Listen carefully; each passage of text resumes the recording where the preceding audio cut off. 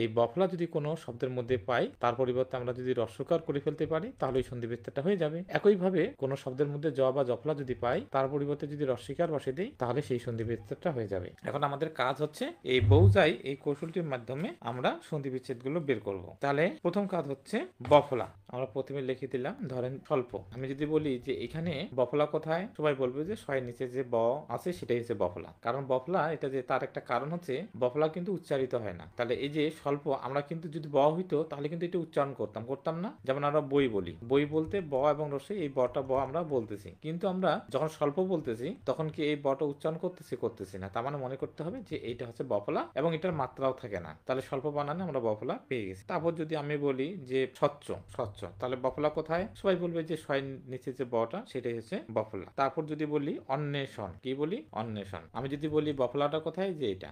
তার মানে যদি পরীক্ষায় আসে যে স্বল্প বানানে কয়টি ব আছে, অনেকেই কিন্তু বলবে যে একটি ব আছে, কিন্তু না, স্বল্প বানানে কোনো ব নেই। এখানে উচ্চার হবে, উত্তর নেই, তো ব নেই। স্বচ্ছ বানানে ব আছে, নাই। অন্বেষণ বানানে ব আছে, নাই। তার মানে ব নেই, এটা হচ্ছে বফলা। আশা করি সবাই বুঝতে পেরেছেন যে 1 নাম্বার শব্দে আমরা বফলা পাচ্ছি একটি, কিন্তু এখানে ব নেই। 2 নাম্বার হচ্ছে স্বচ্ছ বানানে যদি বলে ব আছে, না, এখানে ব নেই, এটা কি, তাহলে এটা বফলা। 3 নম্বরে যদি বলে যে অন্বেষণ বানানে ব আছে, নাই, তাহলে অন্বেষণ বানানে এটা কি, এটা হচ্ছে বফলা। তার মানে আমরা জানি যে যদি কোথাও বফলা পাই, তার পরিবর্তে যদি আমরা রস্যকার বসে দেই, তাহলে ওই সন্ধি বিচ্ছেদটা হয়ে যাবে। তাহলে দেখি হয় কিনা। স আর বয়ের জায়গায় আমাকে কি বসাইতে হবে, বফলার জায়গায় আমাকে রস্যকার বসাইতে হবে। আমি রস্যকার বসিয়ে দিলাম। আর কি থাকে, আর ল এবং প, ল এবং প। যে এটা স্বরসন্ধি, তার মানে আমাকে দুই পাশে স্বরবর্ণ আনতে হবে। আমরা জানি পূর্বপদের শেষ বর্ণ আর পরপদের আদি বর্ণ, দুইটা বর্ণের মিলনই হচ্ছে আমাদের সন্ধি। আমরা দেখতে পাচ্ছি যে পূর্বপদের শেষে রস্যকার একটা স্বরবর্ণ আছে, কিন্তু আমাদের পরপদের আদিতে তো একটা স্বরবর্ণ লাগবে। যেহেতু আমাদের স্বরবর্ণ নাই, তার মানে এখানে আমাদের একটা অবর্ণ নিতে হবে। অবর্ণটা কেন, অবর্ণটা নিব কারণ অবর্ণের রূপ নেই। অবর্ণের রূপ নেই, তার মানে কোনো কিছু নাই মানে কি, তাহলে আমরা অবর্ণটা নিতে পারি। আমরা জানি অবর্ণটা যেমন রূপ নেই, যেমন সৃষ্টিকর্তা আল্লাহ তাআলা রূপ নেই, তার মানে যার রূপ নেই তিনি আল্লাহ। তার মানে এই যে চমৎকার এই কৌশলটি, যেখানে আমরা বিপদে পড়বো, তাহলে আমরা সেখানে যদি সৃষ্টিকর্তাকে ডাকি, তাহলে উনি অবশ্যই আমাদের ডাকে সাড়া দেন। আমরা যদি সত্যিকারে ডাকতে পারি, অবশ্যই আমাদের ডাকে সাড়া দিবেন এবং আমাদের হেল্প করবেন, আমাদের বিপদ থেকে রক্ষা করবেন। তাহলে মনে রাখতে হবে, কোথাও যদি কোনো চিহ্ন প্রয়োজন হয় স্বরবর্ণের, তাহলে অবর্ণটা চলে আসবে। তার মানে যার কিছু নাই, কেউ নাই, তার কিন্তু আল্লাহ তাআলা আছে। তার বিপদে কেউ যদি সত্যিকারে পড়ে, কেউ যদি হেল্পও না করে, তাহলে সে যদি সত্যিকারে আল্লাহকে ডাকে, আল্লাহর বান্দা হয়, ঈশ্বরের বান্দা হয়, তাহলে সে কিন্তু অবশ্যই হেল্প পাবে। তাহলে আশা করি বুঝতে পেরেছেন। তাহলে স্বল্প বানানটা আমরা বুঝতে পারলাম যে সূর্য গল্প, এটা স্বল্প এর সন্ধি বিচ্ছেদ, কিন্তু আমাদের মুখস্থ করতে প্রয়োজন হলো না। আমরা শুধু যেখানে বফলা পাবো সেখানে জায়গায় রস্যকার বসাবো। ঠিক আছে, রস্যকার অথবা দুহুকার, রস্যকার অথবা দুহুকার। তাহলে বউ বানানটা মনে রাখবো বফলা, রস্যকারের পরে বর্ণ দুহুকার, এটা মনে রাখবো। এখন যদি স্বল্প বলি, তাহলে স্বল্প সন্ধি বিচ্ছেদটা আপনারাই করেন। 2 নাম্বারটা, আমি 3 নাম্বারটা করে দিই। তাহলে অন্বেষণ দেখেন, তাহলে কি হবে, এখানে স্বরেও, তারপর আছে কি ন, তাহলে কি আছে বফলার জায়গায় কি রস্যকার অথবা দুহুকার। তাহলে অনুবানান রস্যকার না দুহুকার, সবাই বলবো যে অনুবানান রস্যকার। আর কি থাকলো, আর থাকলো এই যে এ আছে, তারপর কি মূর্ধন্য স আছে, আর কি মূর্ধন্য আছে, অনুযোগ এসন, এটা হচ্ছে অন্বেষণ। তাহলে আশা করি সবাই বুঝতে পেরেছেন যে কত চমৎকার ভাবে আমরা বফলা লিখলেই তার পরিবর্তে যদি রস্যকার দুহুকার নিতে পারি, তাহলে আমাদের সন্ধি বিচ্ছেদটা হয়ে যাবে। আরো দুই একটা দেখে দিই।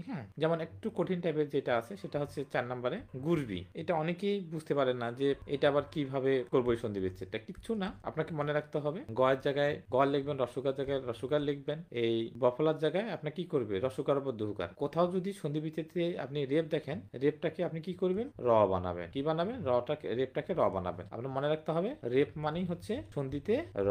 যেখানে আমরা রেপ দেখবো সেখানে আমরা কি করব, র করব। তাহলে র করলাম। তাহলে আমরা গয় রস্যকার লিখছি, রেপটাকে র বানিয়ে দিছি। আর এই যে ব মানে কি, ব মানে রস্যকার। আর কি পড়ে থাকলো, তাহলে গ গেল, রস্যকারও গেল, ব রস্যকার হয়ে গেল, রেপ র হয়ে গেল, আর পড়ে থাকলো শুধু দিহিকার, এই দিহিক। তাহলে গুরবিয়ের সন্ধি বিচ্ছেদ হয়ে গেল। আশা করি সবাই বুঝতে পেরেছেন। স্বচ্ছ, নীলুফা ইয়াসমিন লিখছে সুযোগ। একটু ভুল হলো নীলুফা, আমরা তো বলছিলাম যে আমাদের যদি এগুলো স্বরসন্ধি, আমরা জানি স্বরসন্ধি শিখতেছি, তাহলে স লিখলাম, এই বয়ের জায়গায় কি রস্যকার লিখবো, আর পড়ে থাকলো চ আর কি ছ। কিন্তু আমরা বলছি যে শুরুতে যে আমাদের একটা স্বরবর্ণ আনতে হবে, কারণ সন্ধি মানে কি, পূর্বপদের শেষ বর্ণ, পূর্বপদের শেষেও স্বরবর্ণ লাগবে এবং পরপদের শুরুতে স্বরবর্ণ লাগবে। কিন্তু এখানে কি আমরা কোনো স্বরবর্ণ পাচ্ছি? যখন আমরা কোনো স্বরবর্ণ পাবো না, তখন আমরা বলছিলাম যে আমরা স্বরেয় বর্ণটাকে নিয়ে আসবো। যার কেউ নেই, তার সৃষ্টিকর্তা আছে, অবর্ণটা। তাহলে অবর্ণটা হচ্ছে সৃষ্টিকর্তার প্রতীক, এই কারণে আমরা এটা সহজ করে পেয়ে গেলাম। তাহলে 1 2 3 4 আমরা 4টা পারলাম। তাহলে আমরা করে দেখেন 6 নাম্বার। তাহলে আমরা জানি ত নিব, ন নিব, আর বফলার জায়গায় আমরা রস্যকার বসাবো। আর কি থাকতেছে, দিহিকার, এই দিহিকার বসালাম। যেহেতু স্বরবর্ণ পাইছি, আর অন্য কোনো স্বরবর্ণর প্রয়োজন নেই। যদি স্বরবর্ণ না পারতাম, তাহলে আমাদের অবর্ণটা নিয়ে আসতে হতো। এই তারপর কি প, তারপরে তালিবর স, বফলার জায়গায় আমরা রস্যকার লিখলাম, আর এইটুকের কাজ শেষ, আর বাকি পড়ে থাকলো আদি, আমরা আদি লিখে দিলাম। যেহেতু শুরুতে আমরা স্বরবর্ণ পাইছি আর আমাদের অবর্ণটা নেওয়ার প্রয়োজন নেই, আছে কি নেই। 5 নাম্বারটা আপনারা করে ফেলেন। তারপরে আমি 8 নাম্বার আমি করে দিচ্ছি অনেকগুলো। হ্যাঁ, স্বাগত। তাহলে আমরা দেখি স্বাগত, আমরা জানি স, বফলার জায়গায় রস্যকার, আর কি পড়ে থাকলো আগত, আমরা আগত দিলাম। এরপরে আমরা 9 নাম্বার একটা করে দিই। হ্যাঁ, 9 নাম্বার করে ফেলি। যেমন ব ধয় ব, ব ধয় ভ, আকা ল অন্তস্তীয়। তাহলে ওকে, আমরা ব লিখলাম, ধ লিখলাম, বফলার জায়গায় কি লিখবো, রস্যকার অথবা দুহুকার। তাহলে বধূ বানান আমরা রস্যকার না দুহুকার, সবাই জানেন যে বধূ বানান দুহুকার হয়। আর কি থাকলো, আর পড়ে থাকলো আলয়, আলয় দিলাম। এই তো হয়ে গেল। আশা করি সবাই বুঝতে পেরেছেন। তাহলে আমরা 9 নাম্বার পারলাম, এবং 5 নাম্বারটা আমরা জানি বয়ের জায়গায় ব লিখবো, হয়ের জায়গায় হ লিখবো, আর বফলার জায়গায় রস্যকার লিখবো। আর পড়ে থাকলো কি, আর পড়ে থাকলো আরম্ভ। এই যে আমরা আরম্ভ দিলাম। এই হয়ে গেল আমাদের সন্ধি বিচ্ছেদ। তাহলে কোথাও যদি আমরা বফলা দেখি তার পরিবর্তে রস্যকার বা দুহুকার দিলেই তাহলে কিন্তু আমাদের সন্ধি বিচ্ছেদটা হয়ে যাচ্ছে। তাহলে এইভাবে আমাদের মাতৃভাষার অসংখ্য উদাহরণ আপনাদের জন্য রয়েছে।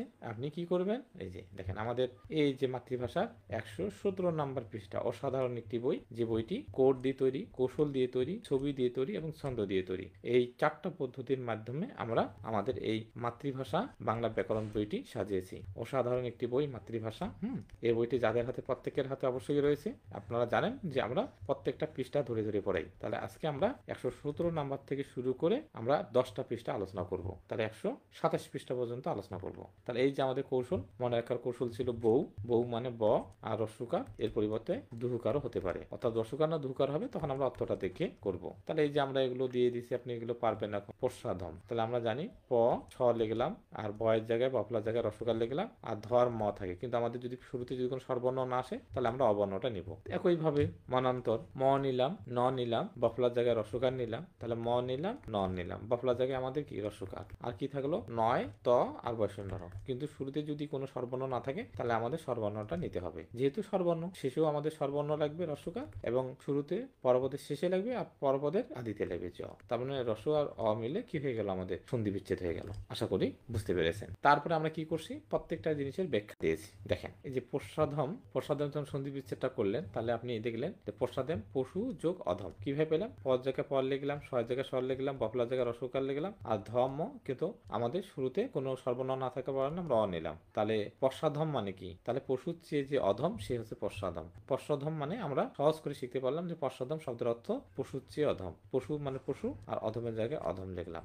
আর মনন্তর, তাহলে মনন্তর মানে কি আমরা সহজে বের করতে পারবো সন্ধি বিচ্ছেদের মাধ্যমে। হ্যাঁ, তাহলে যে মনু, ম লিখলাম, ন লিখলাম, বফলার জায়গায় রস্যকার লিখলাম, আর কি থাকলো নয়ত বসন্ত, কিন্তু শুরুতে কোনো কিছু না থাকলে আমাদের সর্বর্ণ অ নিতে হবে। তাহলে মনান্তর, মনান্তর মানে মনুর শাসনকালের পার্থক্য। তাহলে অন্তর মানে পার্থক্য, বাংলায় অকাল বা দুর্ভিক্ষ।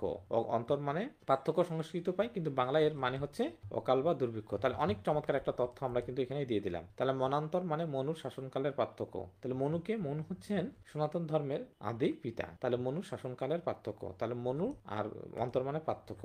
মনুর কিসের পার্থক্য, শাসনকালের পার্থক্য। তাহলে এই চমৎকার তথ্যগুলো আমরা আমাদের মাতৃভাষা বইটিতে সাজিয়েছি। হ্যাঁ, তারপরে এই যে দেখুন আমরা এগুলো সবগুলো ব্যাখ্যা দিছি, আমরা এগুলো আমরা মোটামুটি আলোচনা করছি, এগুলো সব আলোচনা করছি। এগুলো একটু মাতৃভাষা বই থেকে প্র্যাকটিস করে নেবেন। এখন আমরা চলে যাই এমসিকিউতে। 64 নাম্বার এমসিকিউটা আমরা দেখি, তন্নি শব্দের সন্ধি বিচ্ছেদ। আমরা জানি কিচ্ছু না এগুলো, এটা একটা চাকরি পরীক্ষা আসছে 2023 সালে। তাহলে তন্নি ত লিখবো আর ন লিখবো, বফলার জায়গায় কি রস্যকার লিখবো, আর কি থাকলো, তাহলে ত লিখলাম, ন লিখলাম, বফলার জায়গায় কি করলাম, রস্যকার করলাম, আর কি থাকলো দীর্ঘইকার। তাহলে এটা কোথায় আছে, আমরা দেখতেছি যে গ নাম্বার এটা আছে, তাহলে এটা রাইট। অন্বিত, এটা জাহাঙ্গীরনগর বিশ্ববিদ্যালয় খ ইউনিটের পরীক্ষায় আসছে। কিচ্ছু না, আপনি দেখবেন যে অন্বিত স্বরেও নিবেন, তারপর ন নিবেন, তারপরে বফলার জায়গায় কি করবেন, বফলার জায়গায় আপনি রস্যকার করবেন। আর কি পড়ে থাকলো, আর পড়ে থাকলো এখানে রস্যই আর ত, আর কি থাকলো ত পড়ে থাকলো। তাহলে আমরা দেখতেছি অনুযোগিত অপশন কতে আছে, এটা রাইট। মনন্তর আপনি একইভাবে করবেন, তাহলে মনোযোগ অন্তর, মনান্তর আমরা গ নাম্বার অপশনে দেখতেছি। এটা আমাদের একটা চাকরি পরীক্ষায় 22 সালে এসেছে। তাহলে পশু যোগ অধম এর মানে কি, আমরা জানি রস্যকার কি বফলার পরিবর্তে হয়েছে। তাহলে আমরা দেখবো বফলা কোথায় আছে, বফলা আছে শুধুমাত্র ক নাম্বারে, খ নাম্বারে, এই দুই জায়গায় আছে। তার মানে এই দুইটার মধ্যে একটা হবে। পরে দেখবো যে স্বরবর্ণ আছে স্বরেও, তাহলে মানে তো আধম হওয়ার কোনো সুযোগ নেই, অধম হবে কেন, কারণ অবর্ণের তো রূপ নেই, তারা আ তো রূপ আছে, তাহলে এখানে তো আ নেই, এখানে অ আছে, তাহলে অধম হবে। আশা করি বুঝতে পেরেছেন। এটা ঢাকা বিশ্ববিদ্যালয় ঘ ইউনিটে 15 এবং 16 সালে এসেছে। তাহলে আজকে এই পর্যন্তই, সবাইকে অসংখ্য ধন্যবাদ।